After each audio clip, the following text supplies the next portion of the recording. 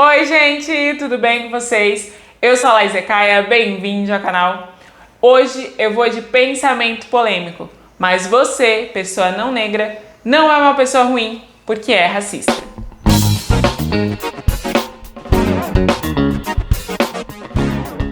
Digo isso porque o racismo vai muito além de eu ser uma pessoa boa ou ruim. Não é preciso que haja ódio para que o racismo exista, né? O racismo é um sistema de poder. Não há racismo sem que haja poder de uma raça para outra. E por isso que a gente não pode dizer que pessoas negras são racistas em relação a pessoas brancas. E o racismo também ele é estrutural. Ele não é um ato, uma ação isolada, né? Ele é um processo organizacional. Ele acontece quando a gente coloca a raça nas pessoas e a gente acaba criando grupos que são inferiorizados socialmente.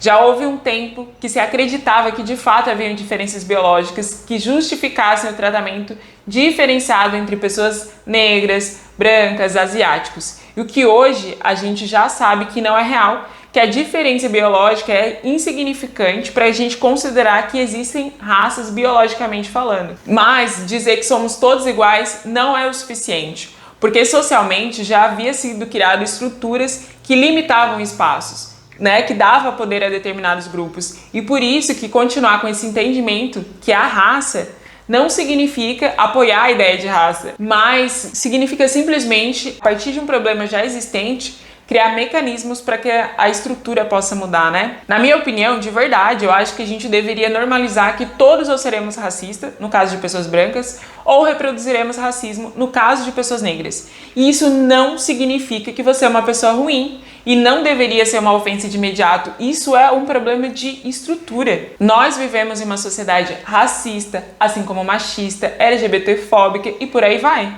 Os nossos gostos, medos, escolhas foram moldados dentro dessa estrutura, ainda que a gente não tenha nenhuma intenção.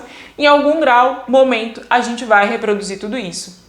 E aí, por que tudo isso acontece, né? Por causa do viés inconsciente. O viés inconsciente, ele está totalmente ancorado dentro da neurociência, né? O nosso cérebro, ele toma decisões para facilitar a nossa vida, através de organizações, que ele recebe. O grande problema é que a gente é bombardeado de informações o tempo inteiro. Para você ter uma noção, em média, a gente recebe 11 milhões de bytes de informação por segundo. E o nosso cérebro consegue processar apenas 40 bytes. E, consequentemente, o nosso cérebro não consegue lidar com todas essas informações que a gente recebe. E aí ele cria mecanismos, atalhos para tomar decisões. E são esses atalhos que a gente chama de vieses inconscientes. Todos nós temos vieses inconscientes. A gente não tem escolha em relação a isso. Caso contrário, o nosso cérebro não conseguiria lidar com todas as informações e a gente não conseguiria tomar decisão. O viés inconsciente é um sistema rápido que funciona usando a nossa bagagem de experiências e essas experiências estão relacionadas com o que a gente viveu e também com o que a gente viu ou aprendeu através de todas as outras fontes de informação, lembrando que são milhares de informações por segundo. Para facilitar as nossas decisões e gastar o mínimo de energia, o nosso cérebro julga sem de fato olhar a individualidade de cada acontecimento, de cada pessoa, de cada situação. Por exemplo, mulher no volante, perigo constante. Apesar dos dados comprovarem que as mulheres têm os menores índices de acidente. Vamos supor que você precise que alguém dirija o seu carro que você tanto ama. O seu viés inconsciente poderia fazer você escolher um homem ao invés de uma mulher, mesmo que você seja uma mulher, ainda que os dados comprovem o contrário, né? E isso você poderia replicar para diversas outras situações. Anos atrás, rolou na internet a seguinte história, uma pequena polêmica aí. Pai e filho sofrem um acidente terrível de carro. Alguém chama a ambulância, mas o pai não resiste e morre no local. O filho é socorrido e levado ao hospital às pressas. Ao chegar no hospital, a pessoa mais competente do centro cirúrgico vê o menino e diz: "Não posso operar esse menino, ele é meu filho." E a pergunta era simples: quem era essa pessoa? A pessoa mais competente do centro cirúrgico. E a grande maioria das respostas cogitaram que seria o avô do garoto, um padrasto ou até um outro pai de uma relação homoafetiva. Mas a maioria não pensou na resposta que deveria ser a mais óbvia. A pessoa mais competente no centro cirúrgico seria a mãe do menino. E aí eu trago esse exemplo de machismo para que fique claro que não é só uma questão de raça, mas sim de todos os padrões e estereótipos que somos ensinados. A ausência de pessoas negras naquele que a gente pode dizer que são os melhores lugares, ocupando cargos de liderança, nas novelas em papéis importantes de protagonistas, nas revistas, faz com que nós achamos inconscientemente que aquele lugar não pertence a elas, não pertence a nós. Pense também que quando você lê um livro, se não tiver mencionado que a pessoa tem pele negra, você nem coloca como uma opção. Porque ainda a gente tem poucas histórias contadas por pessoas negras que colocam pessoas negras como protagonistas.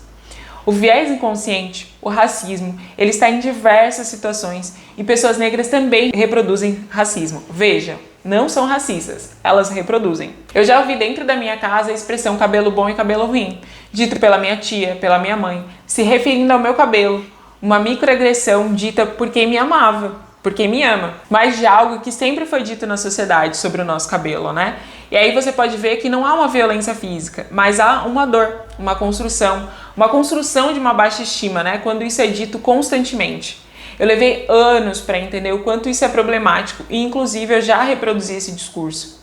Por isso que dizer que não é racista porque se relaciona com pessoas negras sexualmente ou afetivamente não é o suficiente para te tornar uma pessoa menos racista. De novo, o racismo está em diversas ações. A gente tem que sair do lugar que o racismo está associado a um problema de caráter e não de sociedade, né? A gente tem que pensar e entender que ele é um problema social. Eu costumo fazer a associação de uma pessoa drogada. Uma pessoa drogada, ela diz que ela consegue parar a hora que ela quer, enfim, e aí ela não consegue fazer tratamento. E ela só consegue sair do vício quando ela admite pra si, não, eu realmente não consigo. E aí ela consegue fazer um tratamento e consegue sair. Pra mim é a mesma coisa do racismo. A gente só consegue sair desse lugar e melhorar a situação social que a gente vive quando a gente admitir que existe racismo, né? Porque muita gente insiste em dizer que não existe, né? Afinal, o Brasil é um país miscigenado, é que todas as raças se dão bem. E uma das perguntas que eu sempre penso é: você gostaria de ser tratado como uma pessoa negra é tratada nesse país? E eu acredito que sim, que não é pra mim que você tem que responder, é pra você mesmo, sabe? E eu vejo que não há outro caminho para uma sociedade melhor, a não ser a gente reconhecer que é um país racista, que não é por maldade, mas porque a gente foi ensinado a ser dessa maneira, né? E a gente tem que reconhecer para lutar ativamente para que as mudanças possam acontecer.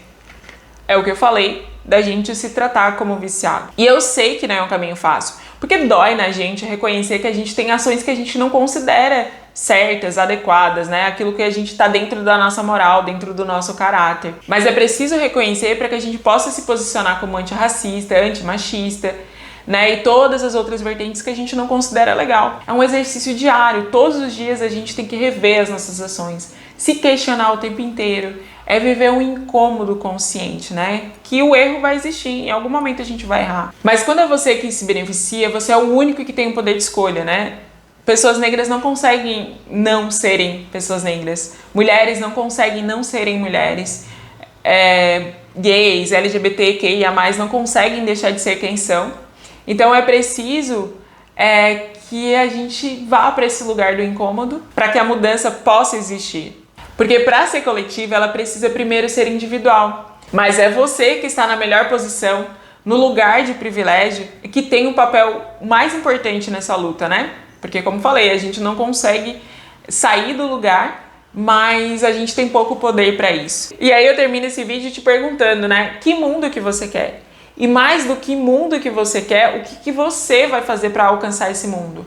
Você vai ficar aí no seu lugar de privilégio e tudo bem? Ou você vai se movimentar para que a mudança possa existir? E é isso, gente. Eu sou a Laís Eka e hoje eu falei um pouco sobre o racismo e como ele vai além de você ser uma pessoa boa ou ruim.